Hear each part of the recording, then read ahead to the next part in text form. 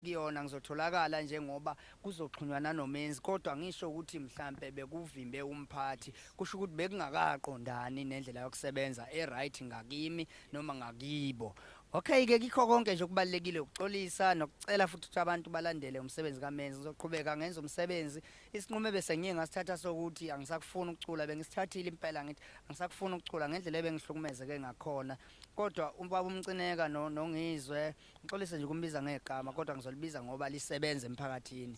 no baba uMapholoba kanye nani ke bafowethu niye nasihlanganisa sakhuluma esikhulumile saveza ubuhlungu naye nami ngaveza ubuhlungu naye waveza obakhe kwaukuthi ke siphuma naleso sinqumo sokuthi mfowethu asehlukane kahle masihlukana asingabi asingamosha amagama emphakathini ngixolisa kakhulu nje ukuthi ngithathe ibrand yensika yethu ngangicwilise ngale yandlela ukuthi ngiveze ububi naye futhi ngiyafisa